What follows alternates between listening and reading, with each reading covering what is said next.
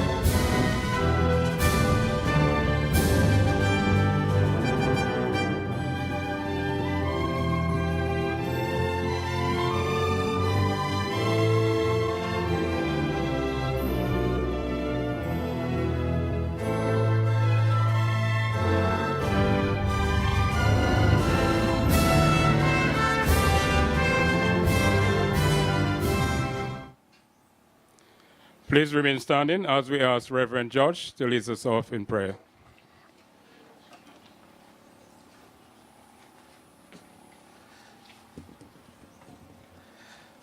Let us pray. Our Father and our God, we thank you for this wonderful afternoon. Thank you for this is the day that you have made, and we will indeed rejoice and be glad in it. We thank you for your presence that is already here. You said where 2 or 3 are gathered together, there you are in our midst to bless. We thank you for this opportunity, this privilege, Father, to be in this groundbreaking ceremony. We bless these proceedings. We bless every speaker, every presenter, everyone that will share on the city that is about to be built. We pray, Father, that even as buildings are about to be built, that lives will be built and affected and touched for the honor and glory of your name. We pray that, God, that this project will go smoothly and quickly. We pray that, God, the environment will be wholesome. We pray even for those that will live here in the future, that this will be a place of peace and rest. We thank you, God, for your presence that will always remain in this place and in this house. We pray your blessings, God, on this gathering. We bless the government and the visionaries, those that work hard to plan and design every detail to this day, to this great and awesome occasion. We thank you, Father, for your blessings on the proceeding. Bless those that are here, those that are listening and watching online. We pray your guidance and protection over us. Bless our land. Bless our land. Bless us indeed. Bless us on every side. Bless us from Capuchin in the north to Scott said in the south. Bless us from the east and the west. Bless this land, Father. Let your blessings be poured out in outpouring in a new measure, even in this new season of breaking ground, Father. Let your presence be felt in this nation. Let your glory be felt. In Jesus' mighty name, amen. Can I say something? One little thing. I just want to say something. You may be seated. I just wanted to say it's an honor to be here. I'm not just here to represent the clergy. I'm here because in 1980, one man escaped and squatted on Gisland, in the corner of Gisland. His name was Eddie Land George. He happened to be my father.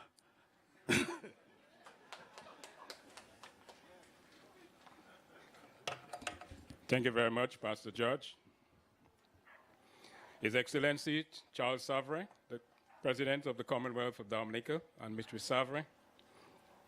Honorable Reginald Austri, Deputy Prime Minister and Minister for Agriculture, Food and Fisheries, and of course the Parliamentary Representative for the Cottage constituency. Honorable Ian Douglas, Minister for Trade, Energy and Employment, and Parliamentary Representative for the Portsmouth constituency.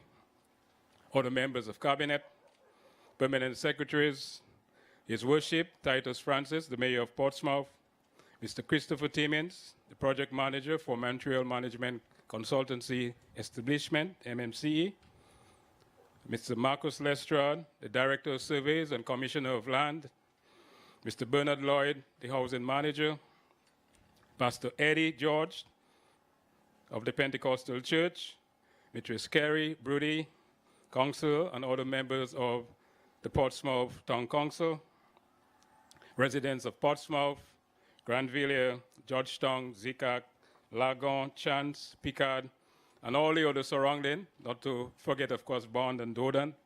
I don't want to offend Honorable Douglas. And of course, all the distinguished guests here this afternoon and our wonderful members of the media made it a point of duty to ensure those of us listening at home can be very clear what's happening. I say a very hearty good afternoon to you. And I also want to express the regrets and apologies for Honorable Prime Minister who had to attend to some urgency in Bond, Dodan area. So he will be joining us a bit later.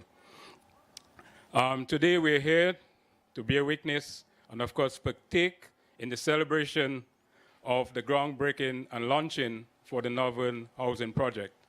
And on this note, I don't think there's any other better person to introduce us and welcome us to his city than the mayor himself, His Worship Titus Francis.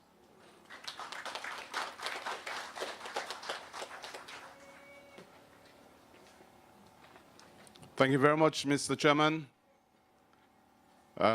Honorable Reginald Austri, Deputy Prime Minister and Minister for Agriculture, Food, Fisheries, and Parliamentary Representative for the Cottage constituency, Honorable Ian Douglas, Minister for Trade, Energy and Employment and Parliamentary Representative for the Portsmouth constituency, other cabinet ministers, Mr. Christopher Timmins, Project Manager of MMCE, fellow councillors who are here this afternoon as well, Pastor Eddie George, who inspired us a few moments ago. I recognize as well members of the Dominica Police Force, the Portsmouth Police Station, the media, specially invited guests, and very importantly, the people from the twin communities or twin constituencies of Portsmouth and Cottage. I think this afternoon is undoubtedly a very historic afternoon. We can mark the date June 7th, 2018 as a very important day in the development of this area of Dominica. Before I go further, let me apologize profoundly. His Excellency Charles Savre and Mrs. Savre. My apologies, His Excellency.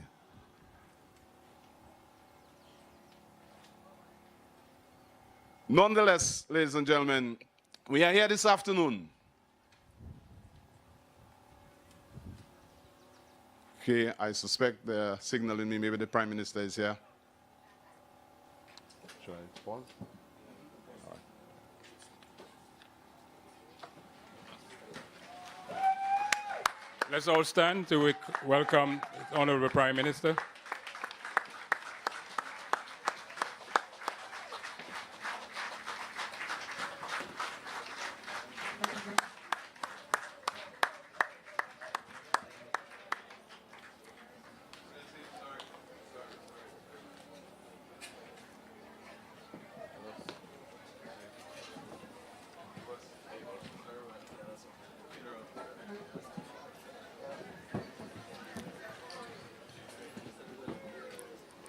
Okay, so as we resume, again, I want to most profoundly apologize for not recognizing His Excellency the President.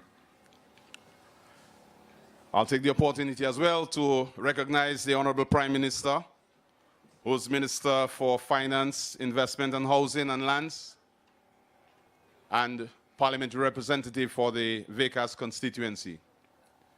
In fact, when we picture what is going to happen in the next few years in this area, undoubtedly, the whole northern area of Dominica is going to be transformed. Portsmouth probably will now become the city. As we all know, everything is already given to us in Portsmouth that we very ably qualify to be considered the capital of Dominica. Economically and politically, we will talk about that at some other point in time. But this afternoon, I think it is a glorious moment, and I'm sure everybody here will agree that what is going to happen to Picard and Cotton Hill will transform the social landscape of those areas. And I recall a couple years ago, there was some uneasiness in government's promise to develop Promiseville. But you know, I'm reminded by a biblical phrase, and I can be guided by our good friend, Honorable Ian Douglas, who is more versed in the Bible than I am. But I think there's somewhere in the Bible that says, meekly wait and murmur not. So today is a culmination of our meek awakening, our not grumbling.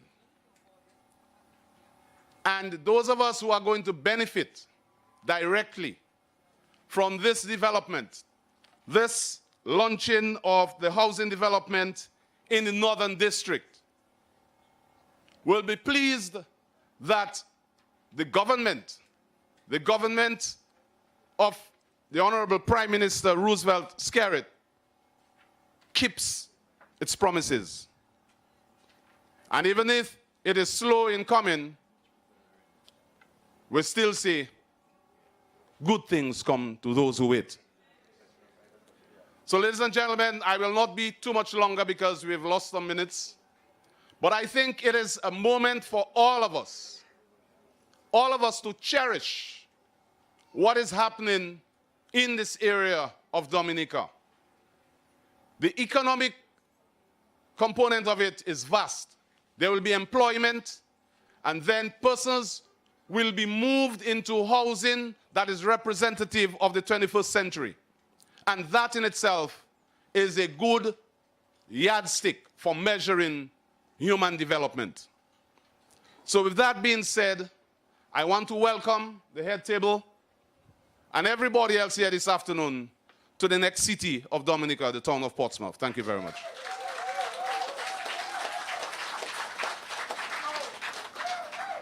Thank you very much, His Worship, Titus Francis. I shall comment not on what was said, but I shall leave it to the champion of the Twin constituency.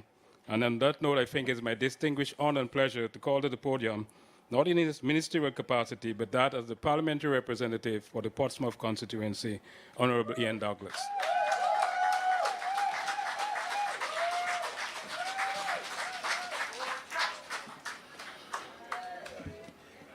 Thank you very much, Mr. Chairman. Your Excellency, President Charles Savary and Mrs. Savary. Honorable Prime Minister, Dr. Roosevelt Skerrit, Minister for Finance, Investment, Housing and Lands. Deputy Prime Minister, Honorable Reginald Austri, Minister for Agriculture, Food, Fisheries, and the Parliamentary Representative for the Cottage constituency. My cabinet colleagues, Your Worship, the Mayor of Portsmouth, Titus Francis, and other councillors, Pastor Eddie George, and other members of the clergy, specially invited guests and dignitaries among us, Chris Timmins, and the rest of the MMC staff. Ladies and gentlemen, people of Portsmouth, which includes Glanvilla, Zikak, Lago, well, we can say Lago is in Portsmouth, and the rest of the cottage constituencies further north. Everyone present here, well, including Bon and Dudan, good afternoon and welcome. Welcome to this very important and happy occasion. It is my pleasure, my sincere pleasure to be here at Georgetown addressing you at this groundbreaking event. I'm very happy to be here today. We are continuing in the great tradition of the founders of the great Dominica Labour Party.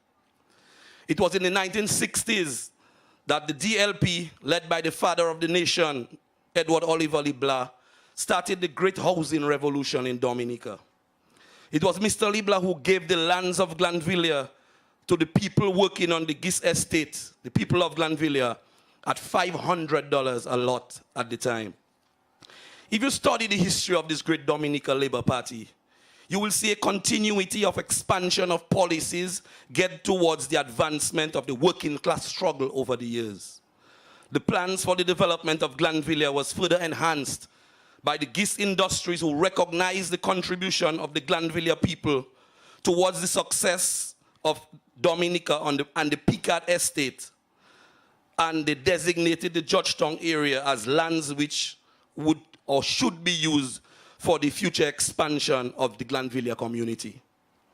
The tenacity and fortitude of the Glanvilla people and the allegiance and endearment to the Dominica Labour Party may have been a factor which led to the wishes of Gis Industries being delayed in the 1990s.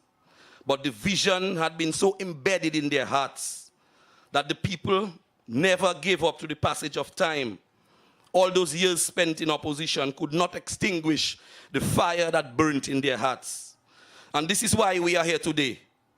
It is the tangible significance that 60 years later down, the dream of the provision of affordable housing is still being realized and accomplished by a Dominica Labour Party government. This project is tangible evidence of the dreams of the new Portsmouth, which we will realize. In 2009, a Citizens Commission of senior and capable Portsmouth people was formed. And after months of deliberation, the Portsmouth Development Plan was formulated, which developed a roadmap for the development of the town for the next generation. We are starting with this first 68 units, but the ultimate Phoenix development will see the completion of 226 units, all fitted and with a brand new fire station, a new police station, basketball courts, tennis courts, an administrative building with a theater for the performing arts and other amenities.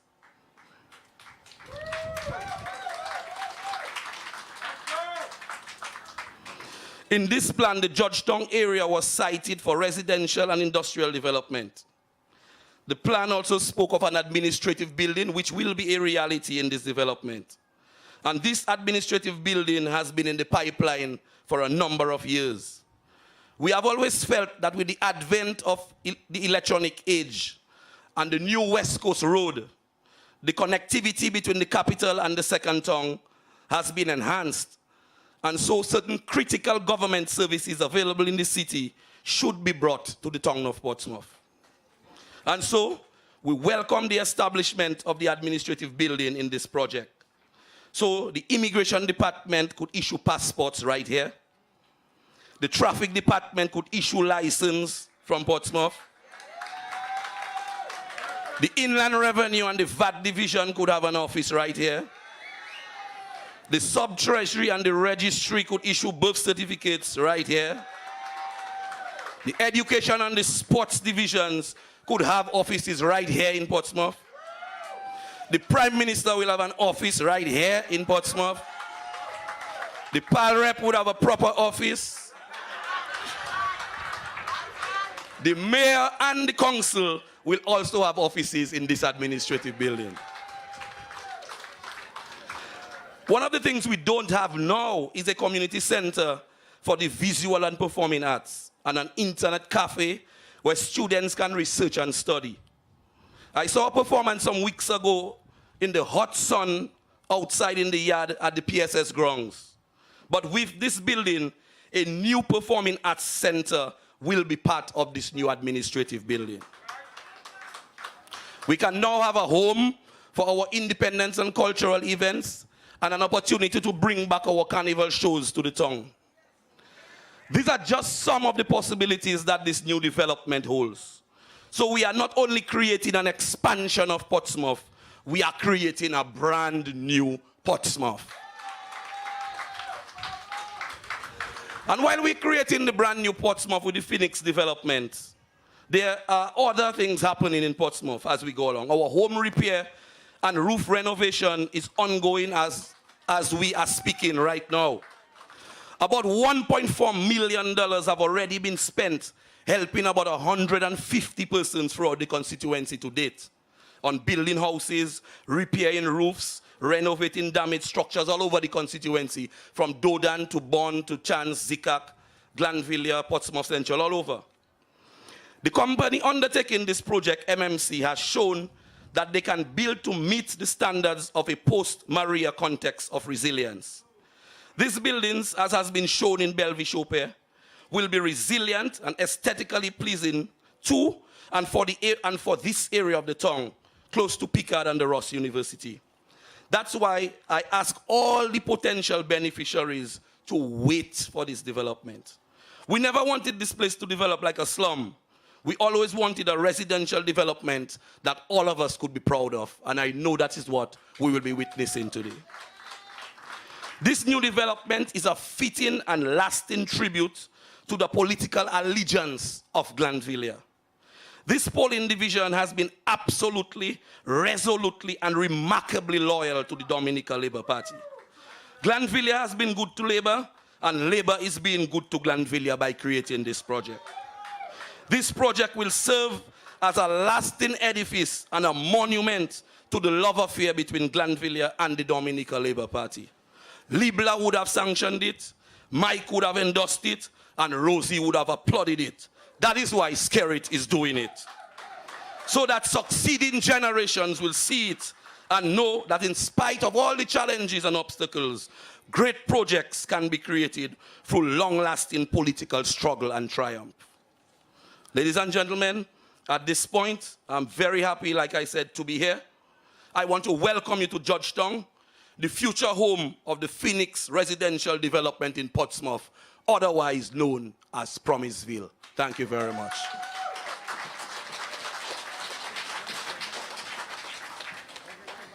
Thank you very much, Honorable Douglas. I can also give you the assurance it's by no coincidence or accident why we're here this afternoon, because I was previewed very early on when in the discussion with the housing situation building back, when the PM made the bold declaration that we shall build back Dominica from the cities. And of course, Portsmouth being one of the more major urban centers in the region, it's by no coincidence we are here to witness and bear testimony to what Mr. Christopher Timmins is about to show us in real form, what the development entails for the Portsmouth area. And on that note, I wish to call Mr. Timmins to the podium so he could give you a presentation on the development of the area.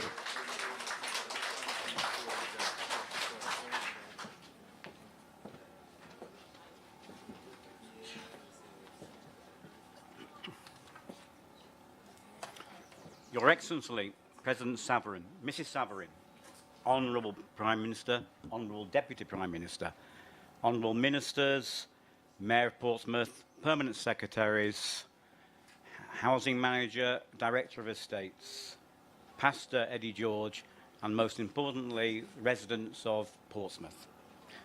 Thank you for granting MMCE the opportunity to present to you today the developments which are going to commence very shortly this month within your area. These projects are part of our ongoing partnership and commitment together with the government to provide 1,225 residences along with community and commercial facilities in various locations along the coast from Bellevue Chopin in the southwest to Cotton Hill in the north, and along the east coast from Castle Bruce down to Delices, and also not to forget the development of Roseau City Square. It is our intent and our plan to complete all the commitments by December 2019. with the first residences in Bellevue Chopin being available at the end of August this year. If we can, the first slide here is showing you our plan, our dream, and what will be reality in Georgetown and Cotton Hill. Georgetown, there are two phases. There are a total of 226 units. There is a commercial, local government, central government building. In the first phase, there will be 68 units due to be complete August 29, and it will August 2019, and it will be complete in August 2019. There is 44 three-bedroom units, 24 two-bedroom units. Phase 2 is a further 158 units, along with a government building, retail units, police station, fire station. Okay. Next, please. Here's the aerial shot of just behind us, so everybody knows where we are. So I'm sure I don't need to tell you. Okay. This is the first phase, 9 building, 68 units. Okay. The total development with the government, commercial, retail building at the top, and the first development here on the bottom left, also featuring, you'll notice, a children's play area, a basketball court, and a multi-use building, which is the community centre, it's a hurricane shelter, it's the theatre, it's the cinema, it's the performing arts centre. That is in the first phase. Okay.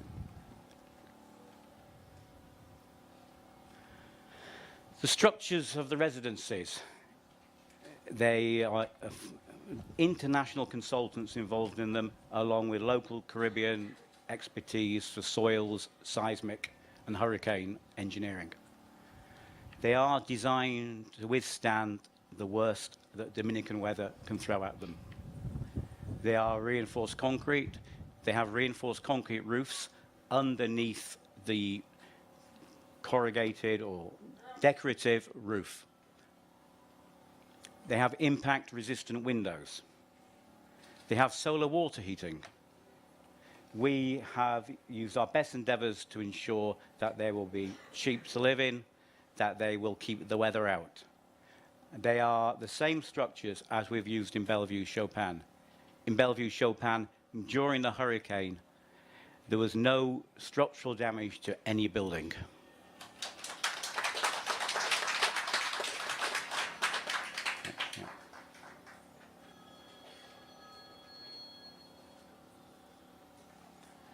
These are the two-bedroom units. You will note every residence has its own door. You're completely private. But we've also taken cognizance of the fact there are families within the island who are multi-generational. Each building has the ability to accommodate the more elderly generation downstairs and the younger generation upstairs if required, giving them independence and freedom with their own facilities, but at the same time with having a door into a communal staircase if required, which gives help for downstairs from upstairs within 3 seconds. Okay. So this is a two-bedroom unit. What you see is what you get, but we don't supply the beds. Okay, that's a different view of the same two-bedroom residence. So fully fitted kitchens, solar water heating, fully fitted modern bathrooms, hopefully to last into the 22nd century. Three-bedroom residences, very similar design, no easily identifiable difference from the two-bedroom. Again, same thought process in the design. Independent upstairs and downstairs, if required, can also become one residence. Okay.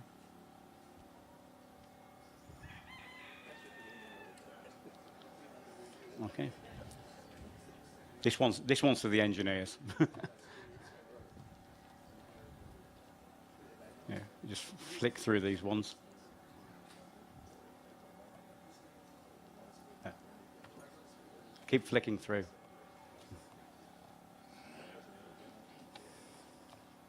Again, that's a different view of one of the residences. And the plan view of the same 3-bedroom unit.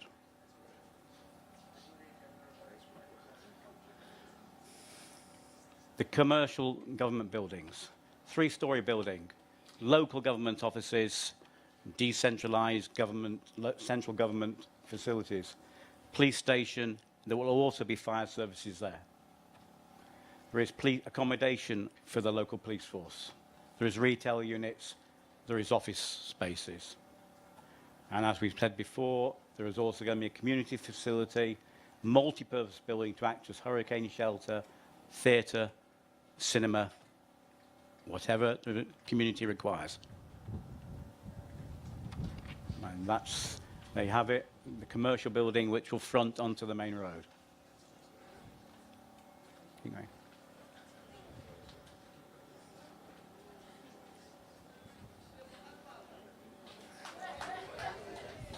And the view from the children's play area onto the inside of the first phase.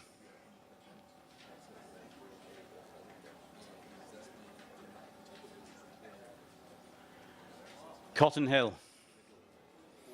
Cotton Hill is 9 buildings. It's 68 residences, 24 2-bedroom, 44 3-bedroom. Okay. Completion date, November 2019.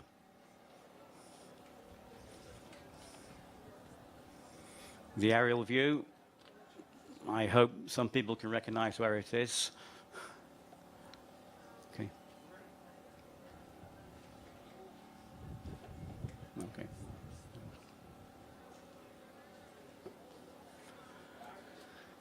Again, they are the same residences. They are the same design as Bellevue Chopin. They are the same design as Georgetown. All the same facilities, the same features.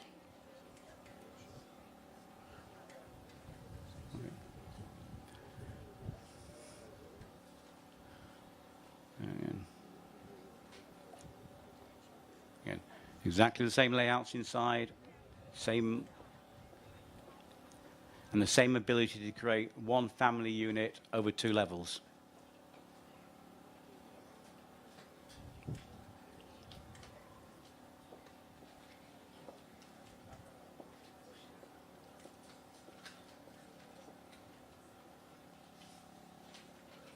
And again, what you see is what you get, but no beds. Thank you.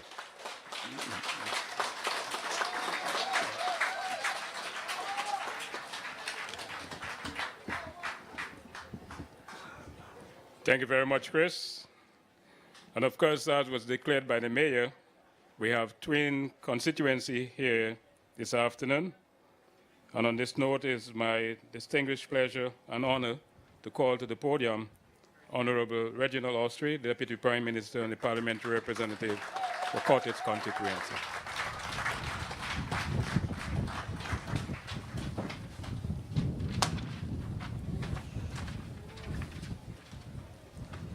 Thank you very much, Mr. Chairman. His Excellency the President, Charles Sovereign and Mrs. Sovereign, Honorable Prime Minister Roosevelt Skerrit, Parliamentary Representative for the Portsmouth constituency, Ian Douglas, other members of Cabinet, Pastor George and other members of the clergy, residents of Portsmouth, should I say Lagon? No, residents of Portsmouth constituency and the Lagon constituency, other permanent secretaries, government officials, invited guests, members of the media. It gives me great pleasure, and sometimes I should say bittersweet memories, of being here in Georgetown. But I feel vindicated because at the time, I'm not sure where the vision came from, but as Minister of Housing, we had a vision for Georgetown and the Portsmouth area. And that was not really a new vision. It was a vision that was articulated and promised by the Dominica Labour Party.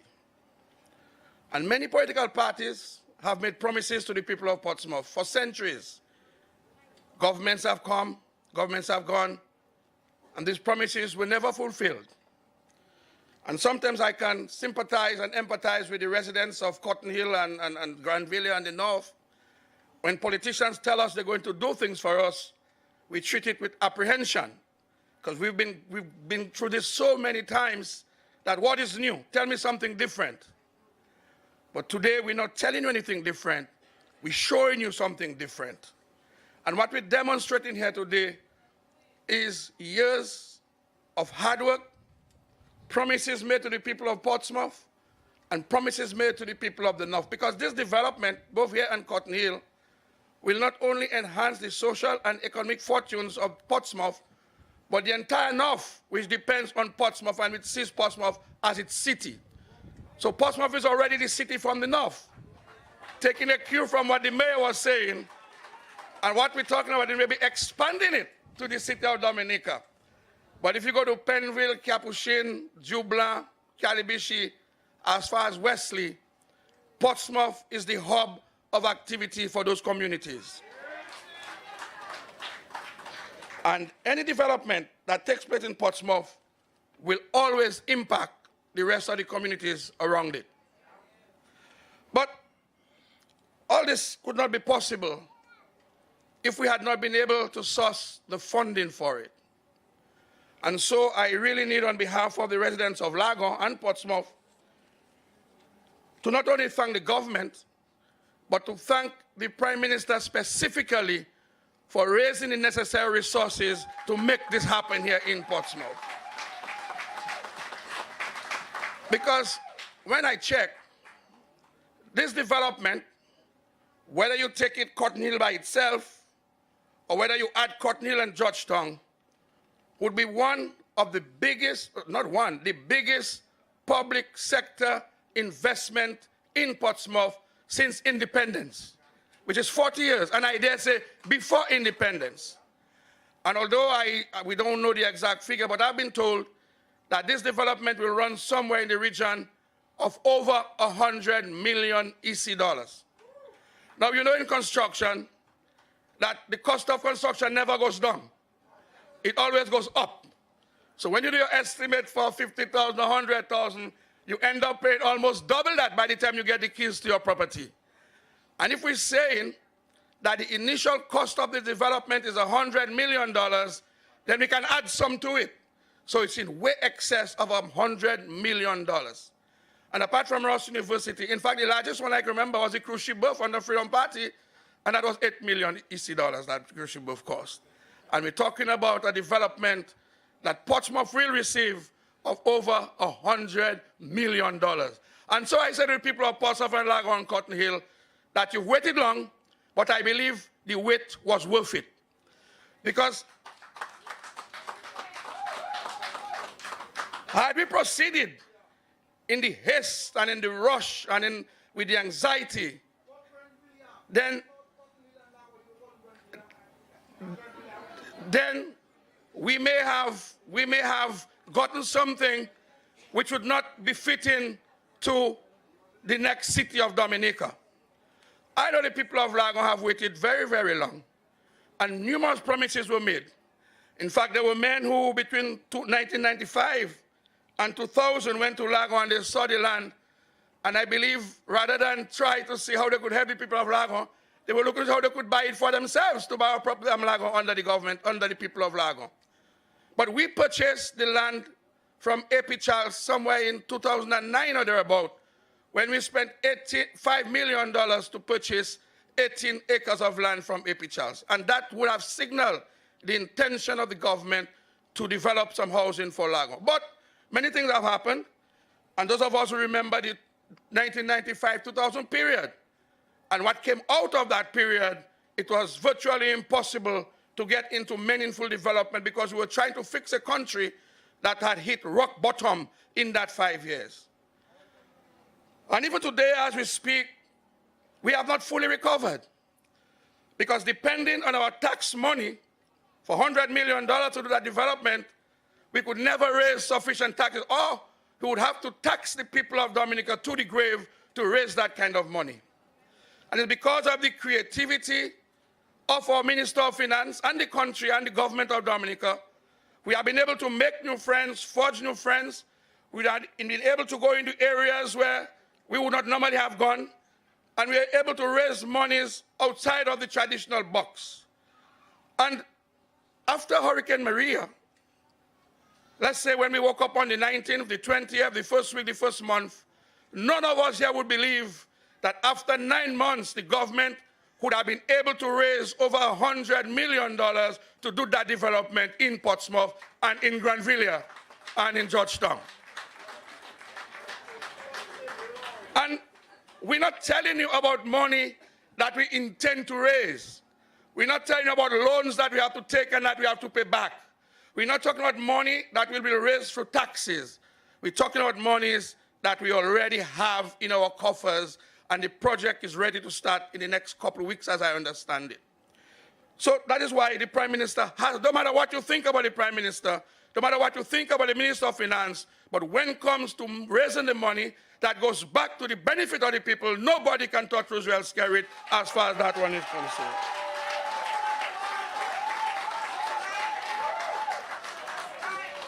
And I said to you that if you speak today and you don't speak of Maria, then you have said nothing. So, but these projects, they are not as a result of Hurricane Maria. Maria may have sent us to the drawing board to improve on the designs, to make the houses, the homes more resilient, and to do all those wonderful things. But these were projects that were already in the making before Maria. And that is why we had everything laid out. You remember in Cotton Hill, we had our town hall meeting like this. We explained the design. We had already cleared the land. And we were getting ready to break ground in August to be the first building when the hurricane struck sometime in September. And that is why we had not actually started the Cotton Hill development. But I want to say to you that our record on housing is unchallenged and unmatched by any other government. Because this government believes in people. This government believes that no matter how much schools you build, no matter how many bridges you build, no matter how many roads you build, unless the people are touched by it, then you're going to have a problem. And so we believe that by taking care of our people, by taking care of our young people, by taking care of our senior citizens, by making our people happy and comfortable, they are in a better position to respond to the call of the government to aid and assist in the development process. Because imagine, you have 3 beautiful hotels being built around Portsmouth, under construction, almost completed. And if you were to bring people into the Cotton Hill environment, into the Bel Air environment, then clearly a lot of transformation has to be done to the communities. Because Lago really represents the gateway into the heartland of tourism in the north of the country. The beach is almost gone. How do we bring that back? That is going to be a major component of the development. These houses we have on the side of the road, something has to be done with them, even those that are not part of this Cotton Hill development. You have to do something about the houses from by the Para Bridge going right back down to Purple Turtle. You have to do some enhancement of the environment and the area if you have to add value to the Kempinski Hotel and the Moroccan Hotel. The hotel by themselves cannot stand unless the surrounding communities lend themselves to the development of those facilities and those hotels. And so in developing those houses, we're not only giving people modern, decent, and somebody asked me why the house is looking so much like houses in England. And I said, well, maybe some of the designers are from England. And if you listen to the manager, he has an accent, which is not American. So that might be a British accent. But to make the point that these buildings can find themselves in any part of the world, whether they go to St. Martin, well, that's the Caribbean, but these buildings can find themselves fitted into any community, regionally or internationally. So we're not giving our people the lowest standards. We're giving you the highest standards because we believe that you have toiled, that you have paid your price, and now it's time for you to reap the sweet reward from the fruits of your labor. So we're not only building homes, but we're also enhancing the investment opportunities for Portsmouth. We're also ensuring that we can maintain a certain level of environmental friendliness, cleanliness of the city of Portsmouth and Cotton Hill and Georgetown, but also to give our people a sense of pride, a sense of belonging, a sense of wanting, a sense of caring. So it's not just about the housing development, but what is added onto it.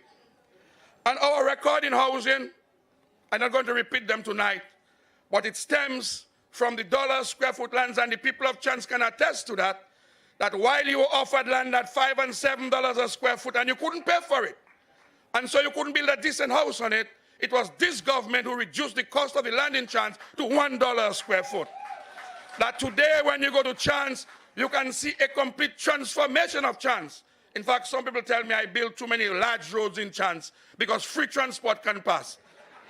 And they tell me that a little place like Chance, just do a little one-lane thing, a little 9-foot road, you know, and when somebody come in, you pull up on the side, they pass and you pass. So they say, I waste government money. But it's fine. The people of Chance are very happy with the modern highway constructed for them by the Dominica Labour Party. And so, I want to say to you, the people of Lagon and the people of Portsmouth and Granville, because it's difficult to separate, well, I hear Ian calling for secession, but we're going to have a problem with that. So we will work together where we have to work together, but when the bell tolls, we'll all go back to our separate bases and do what we have to do. But it's going to be difficult to separate because really and truly, Portsmouth, Lagon is really one community. It's the same family, it's the same relatives. And so anything that affects Portsmouth will affect Lagon and Cottage constituency. And anything that affects the Cottage constituency will affect the Portsmouth constituency. And that is why there is a need for us to work together as twin communities to realize the full benefit of all this investment that the government is making in Lagon and in Portsmouth. And that has given us an opportunity that we've been waiting for to once and for all transform the economy of Lagon and Portsmouth and to transform the lives of the people of Lagon and Portsmouth by giving them decent housing and creating an opportunity, creating the atmosphere for meaningful economic development.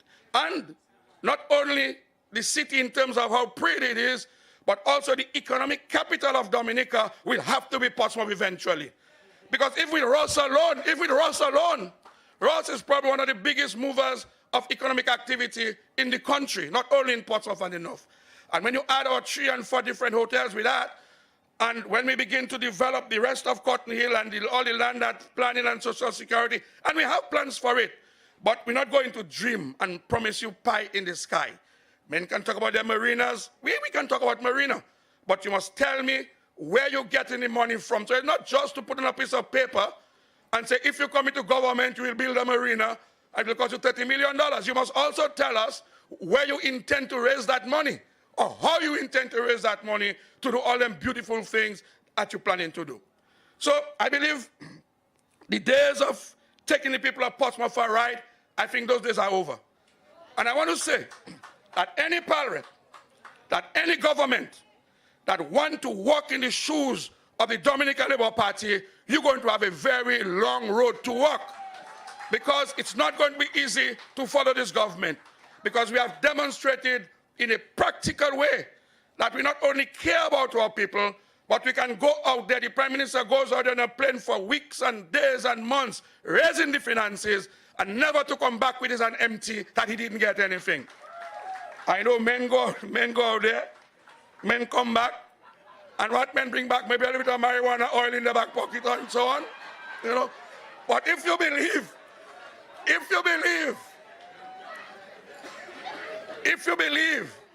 that you can run this country on the smell of marijuana, the smell, because it's illegal, you can't carry it.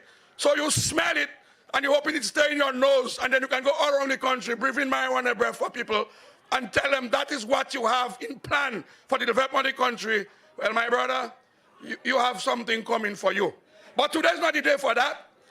Today is the day to celebrate with the people of Lagomi, to celebrate with the people of Cotton Hill, to celebrate with the people of Georgetown. I wish I had an opportunity to celebrate with them before, but I guess all my sins are now washed away. And I watching Sherrod there, and Sherrod said, yes, Reggie, all your sins have been washed away. You're now welcome to Georgetown, welcome to Granville, because what you were telling us all along, it seemed to me that you were right. And right we were, because we're now unveiling what is the real development plan for Cotton Hill and for Georgetown and for Granville. So, ladies and gentlemen, it's going to happen. It's not a dream. It has actually started. And let us wait until August. We promise that less than 1 year from now, we will be living, passing by in our brand new housing development, which will really signal the beginning of a rejuvenated, recreated Portsmouth environs, not only for itself in itself, but for what other benefits that can be added onto that. So let us hope and pray. Let us pray for the developers that they remain in good health, that there are no accidents to delay the projects. And let us pray that our Prime Minister will continue to have the strength and the energy to raise the necessary money, because that is not the only thing we have to do. We're not only doing houses, we have to do roads, we have to do bridges, we have to do schools, we have to do hospitals. So the housing component of our development is just one part of the development, but we have to raise money for many other things. But more importantly, may God continue to give the Dominica Labour Party the power in this country to continue to deliver to the people of this country. Thank you very much, and may God bless you.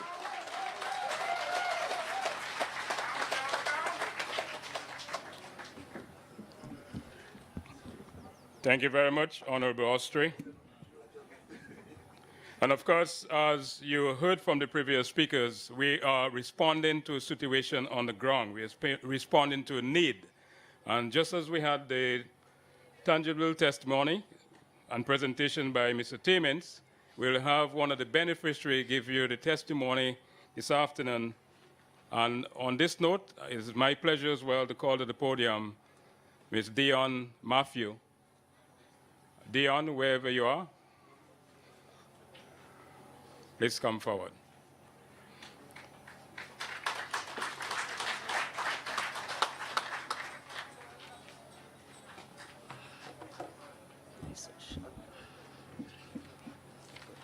Thank you.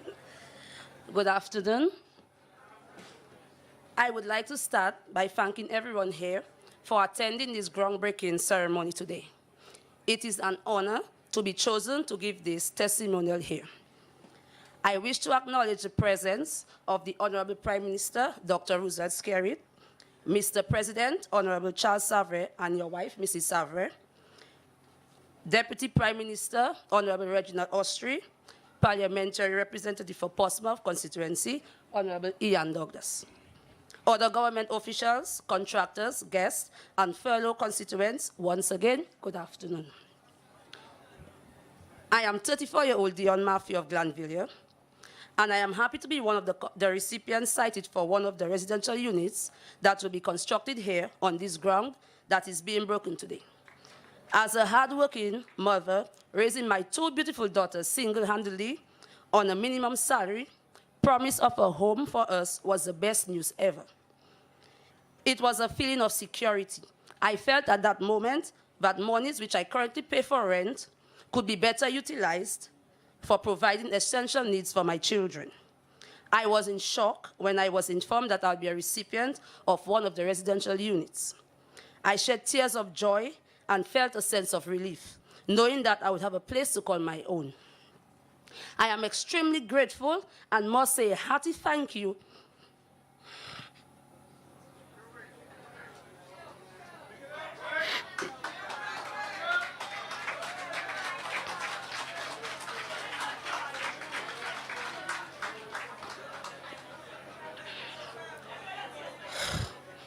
I am extremely grateful and must say a hearty thank you to the government of Dominica for considering me.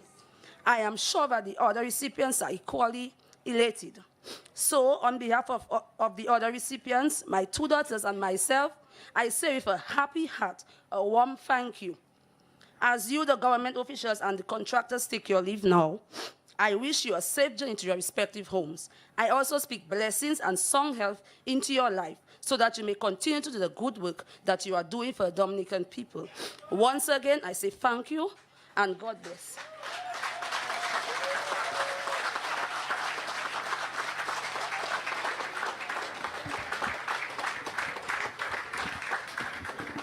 Thank you very much, Dion. And of course, your tears of joy is recognized by everyone.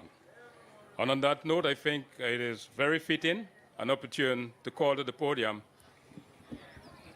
the Honorable Prime Minister of the Commonwealth of Dominica.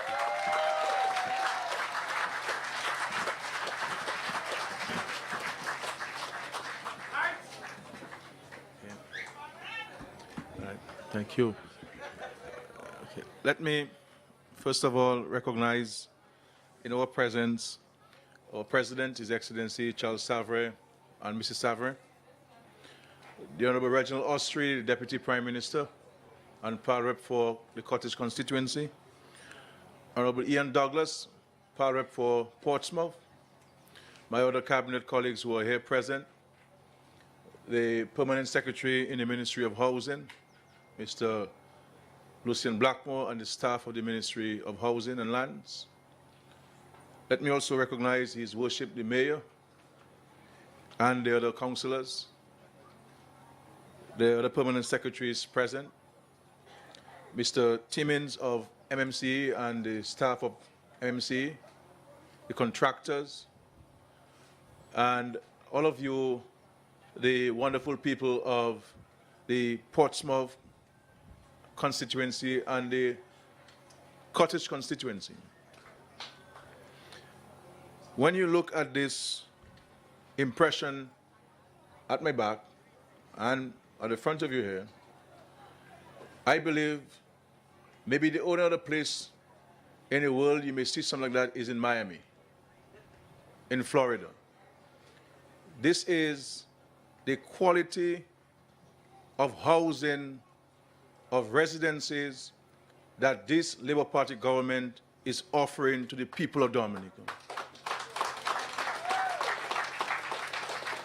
Because we believe that we need to raise the standard and the quality of life of our people, irrespective of who you are. That the least among us must not only be given something, but that something must be at a level that we would offer to anybody else in the country. And I say to you in the Portsmouth constituency that you deserve everything which the government is offering to you in this constituency. You have been patient, you have been respectful, because you know, as Honorable Austria said to you, that any major activity that has taken place in Portsmouth was done by a Labour Party government. Whether you talk about the PSS or you speak about the infrastructure in Portsmouth, was done by the Labour Party. So you know one day that the promise of a comprehensive housing solution for Portsmouth would come. And we wanted to ensure that we gave you the best that money can offer. Because these units, these residences are not cheap, because they are of high quality.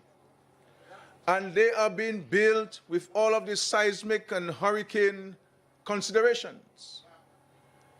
And as the project manager indicated to you, all of these roofs will be concreted. But for aesthetics, for improved beauty of these buildings, we are placing the alu zinc over it so that it can bring out the beauty of the buildings. But they're all concrete roofs.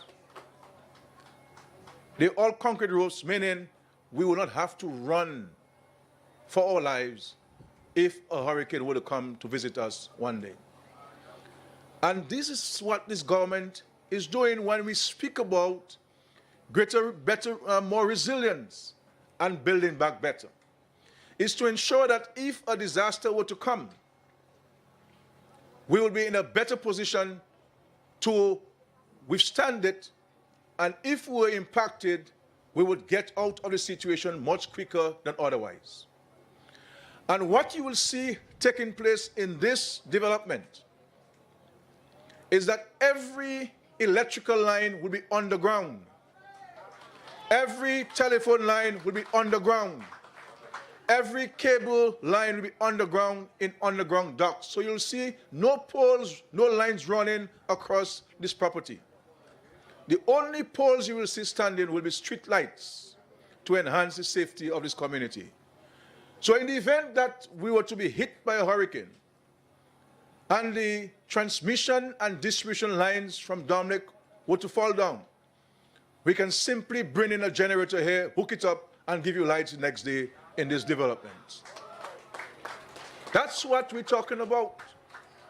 When we talk about resilience, when we talk about making Dominica the first resilient country in the world. Not that we will prevent hurricanes and disasters from coming, but we'll be in a better position to see them through, and if we're impacted, we will bounce back much faster. So in this development here in Portsmouth, this particular development in Georgetown was conceptualized before the hurricane. And as Austria indicated, for this particular area, we had to do some redesigning. So we will see here in this is a complete city with all of the amenities associated with a community, with basketball courts, with tennis courts, with indoor sporting facilities, with a theater, with a commercial complex. We will have a complete program here with a police station, and we'll also provide residences for the police officers and the fire officers who will be in this police station here in Georgetown. But let me say to you that these things cost money. And you recall, ladies and gentlemen, that we have always told us as citizens of Dominica that we must stand as a country, irrespective of your political affiliation, stand in defense of the Citizenship by Investment program. Because I tell you tonight that every cent that will be spent in this project will come from the CBI of Dominica.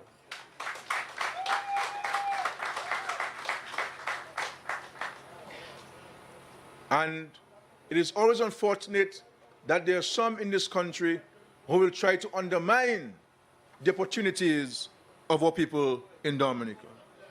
So this has been married, ladies and gentlemen, with the hotels that have been constructed here in Portsmouth. The Kempinski Hotel, the Marriott Hotel, the Moroccan Hotel, all of this, when constructed, will create opportunities for employment and a better way of life for us here in Portsmouth and in North of Dominica. And we'll also see sometime next year the reconstruction of the road from Borough Square to Melvin Hall, improved with new bridges and new two-lane bridges. Every one of the bridges from Portsmouth to Marigot will be improved with two-lane facilities. And on top of that, ladies and gentlemen, I give you the assurance here tonight that this Dominica Labour Party will build the international airport for Dominica. Because we are not only talking about the airport, we are making provisions for the airport. Because as of May 31, 2018, we already have $162 million for the international airport of Dominica. So when you tie these things, the hotels, the improvement to the infrastructure, improvement of homes for the people of Portsmouth and the north of Dominica, the improvement of the road from Portsmouth to Melville Hall, and the further improvement of the roads from Portsmouth to Roseau, we can understand what we're talking about. We can understand what we're talking about. That is what development is about, ladies and gentlemen, having a comprehensive response and a comprehensive and integrated plan to make Portsmouth and Dominica a prosperous country. And all of these things, my dear brothers and sisters, because sometimes, you know, when we don't have something, we want it. We call for it. When we have it, we take it for granted. We take it for granted. And I do not want us to take these things for granted. These things must not be taken for granted because we are here in Portsmouth offering you, as part of a master plan, 226 residencies with contracts signed for the first 68. And this 68 will be ready next year to provide housing for you. And of course in Lago, Cotton Hill, contract signed for 68 units already to provide housing for Lago and the Cottage constituency. And I say to you, based on our numbers, based on the number of people who have told us and we have assessed who need homes, we will be able to provide a decent home for almost every single family in Portsmouth and in the Cottage constituency.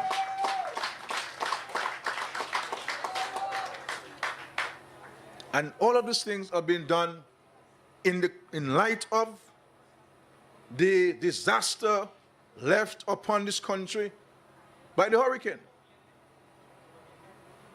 We could have come here to Portsmouth to say to you that we don't have money to build homes for you because we have to build bridges. We have to reconstruct the water systems. We have to fix roads. We have many schools to reconstruct. We have many health centers to rebuild. But because of the founding principles of the Dominica Labour Party and the compassion which the current members of the Labour Party espouse, we are here today to say to you, you are part of the development and we shall provide for you, the people of Dominica. For you, for all of you in the Cottage constituency and the Portsmouth constituency, I am very happy for you. Because really in life, we all work to one day own a home. Every one of us here in Dominica, we have families, and we all pray to God that He'll give us the resources to build a house for ourselves and for our family, a decent home. But the fact remains, with our best efforts, there are many, many among us who will not have the means of building the type of home that we really should be building for our families. And I've seen you. You've come here and you have pitched your tents. Some of you have planted hibiscus, and this is your boundary. And you're trying to build something for yourself. The little old galvanized here that somebody discarded, a piece of plywood from a construction site, trying to knock something together to put something for your family. Not because that's what you want to build, but because that's what you can build. And what we're saying to you, my brothers and sisters, is that we are here to work with you, to make life better for you and to make life better for your children. Because I am saying to you, my dear brothers and sisters, that I want the same thing for you that I want for myself. And I want the same thing for your children that I want for my children. So the same schools that my children attend, I would like you to attend the same schools. And that's what it's supposed to be about. That's what leadership's supposed to be about. It can't always be about yourself. You cannot be raising money for yourself while people are struggling. Your own people are struggling. You're taking from the hard work of the people, scrunching to make a living, to feed yourself, to take care of yourself. And at a time when all of us in this country should be working together to make life better for our people, you have some in the society trying to undermine our opportunities. And you know,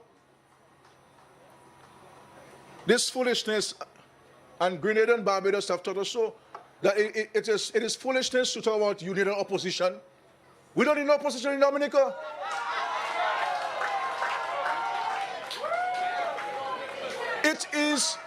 It is a waste of money to give an opposition man money, and it does nothing for us. Useless, lazy people. Because, let me tell you, if you are a boss man, and you're the boss man of Dominica, with your vote, so you are our employers. If a man is not working for you, you fire him. And the fact is, these people in opposition are a bunch of lazy men who have no interest in Dominica. And I'm saying to you, we should send them a clear message, as they have done in Grenada and as they have done in Barbados. Lazy.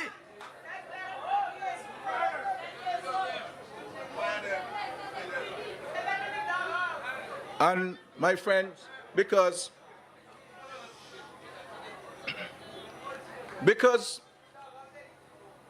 parliamentary representation is a serious thing. It is a solemn responsibility. You must have the compassion and the empathy for people. How can you leave Dominicans, leave your constituents with chaplains over their homes, and you out of the country for a month and a half on holidays? On holidays? And then somebody give you a ride on their Mercedes Benz, and you open it door and you take a picture for me, and you post that on Facebook.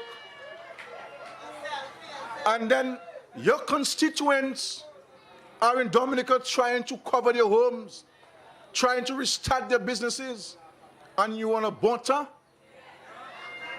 And you're telling people that you want to be the leader of Dominica? My friends, I want to caution us in this country. I want to say to us in Dominica that long time.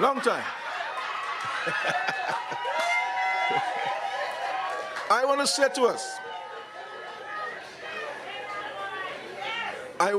to us here in Portsmouth and Cottage, that it is not everything that will be perfect in life.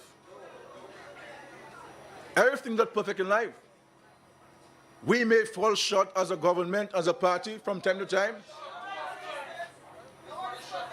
But we must always look at the bigger picture. Must always look at the bigger picture. And I can say to you, here in Portsmouth and the college constituency, that Roosevelt Skerrit will always have your back. And you can count on that, ladies and gentlemen.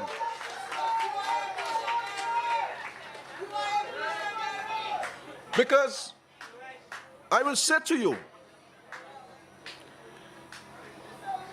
that we're not doing this for you purely for political reasons.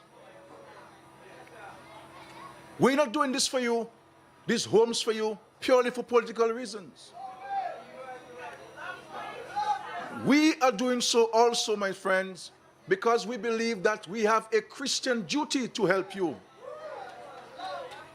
A Christian duty to help you. Because we have to help the least among us. We have to be our neighbor's keeper. And if I have a home, I want you to have a home as well. You know? And we are being criticized for giving you homes. We've been criticized for building homes for you. And these are the same people who want to come and tell you to put them there to do what? If everything we are doing for you, the people of Dominica, that is positive and uplifting, and your position keeps criticizing it, the question is, what are they going to do for you? So, we decided as a government to pay the outstanding college fees for our students. And they criticized it. Not having an understanding of how people live. Not understanding how people live. When our students have to pay $23 a day just for transportation, and you have 2 children to send to school, that is $46 a day. I mean, outside of Reuben Thomas and so I don't know who have money person for that.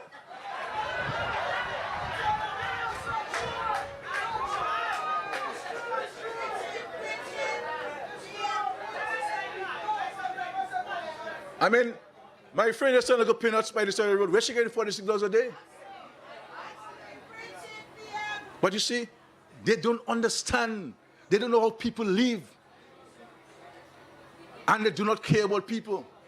Because, my friends, politics is about people. And if you don't love people, you cannot and you should not be in politics, ladies and gentlemen. So, I really want to thank MMC and Chris Timmins and all your staff for the exceptional work you have done. Because I gave them some very tight schedules. And I must say they delivered within those schedules. So please convey to Dr. Hayden our appreciation and our gratitude. I also want to commend the Permanent Secretary in the Ministry of Housing for his exceptional contribution and guidance. There's a lot of work involved in getting to this point. And of course to the acting housing manager, Mr. Lloyd, and to all the various persons. Because what I did, I put in place a committee of very senior public officers to assist with overseeing these housing developments so that we can deliver these things on time. I go to the country next week. When I return, we go to St. Joseph. We have signed contracts for 33 residences in St. Joseph, and we will go there to launch it. And in that same week, we'll go to Massac, the Maho constituency, to launch the housing program here, where we signed some 33 homes. So I'm saying to the rest of Dominica, do not be envious of what is happening in Portsmouth and Cotton Hill. We are coming to you. We are coming to you. We are coming to you, and you will certainly be taken care of. So be patient with us. We're coming to you because we have a plan for the whole country of Dominica. Every single village in Dominica, every single constituency in Dominica will be touched by the housing revolution launched by this government. So we're committed to this. But I want to say to you, the residents, the potential beneficiaries of these homes, we have to take care of it. We have to keep it clean. We have to respect our neighbors. Okay? We cannot bring a dog there and loose the dog in the yard and say it's my dog and so forth. Tie your dog. We don't know loose pigs in the yard and so on. There'll be no goats, no cows, nothing like this. Goats and cows, we put them in a farm far away. We don't want no tick in people's veranda from cows and so forth. There will be rules, and you must respect the rules. Because I can give you a house, but I cannot promise you to keep you in the house. You have to respect the rules. That's all I want from you, to respect the rules, and you and I will be fine. But we must continue to show gratitude to the good Lord for blessing this country, for blessing the country with some resources to be able to reach out to our people. Because if this government did not step in to help many families fix their homes, many of us would not be able to fix it. Because some of us had insurance, but every insurance company has told every one of us we under-insure. And when you expect to get your full money to fix your house, you get half or less. And what do we do as a government? You have prayed, so I can't tell you go and pray. And it's because you have prayed, the Lord sent it to us. And we're just instruments used by the Lord to help people. And this is why I say to people, do not criticize the government and the government's programs for the people of Dominica. Because, yes, I am the Prime Minister. Yes, I am the one who has to approve this as Minister of Finance. But I believe I am guided by what the Lord has instructed us to do.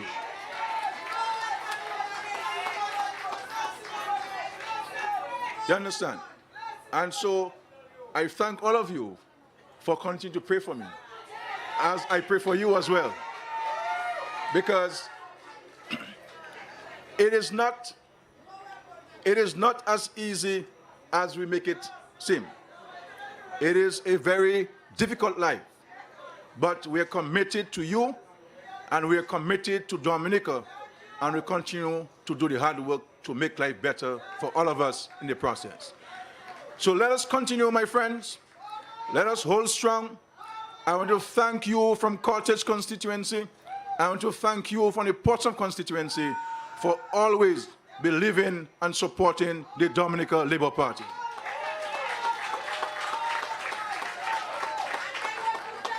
Because when we are taking seats that we have, Portsmouth, Cottage are always at the top.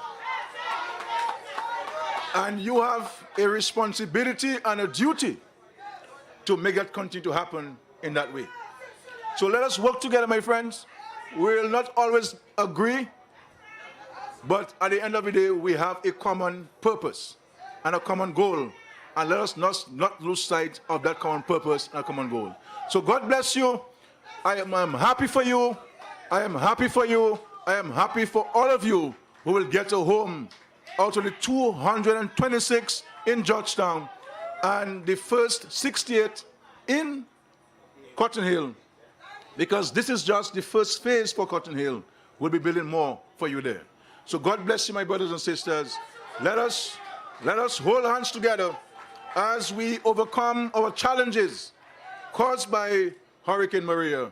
Because it is only by working together, it is only by being positive, it is only by being our neighbor's keeper we can make life better for us.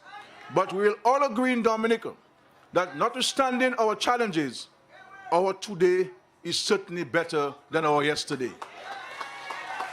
And that is how we will have to chart progress. And as I said before, every house we fix, every roof we put over someone's head is one less person who is vulnerable. And every house we build and every family we put into a house is one less family that is vulnerable in Dominica. And that is how we're going to track progress a day at a time, a family at a time, a community at a time, and even a constituency at a time. God bless you. I love you very much.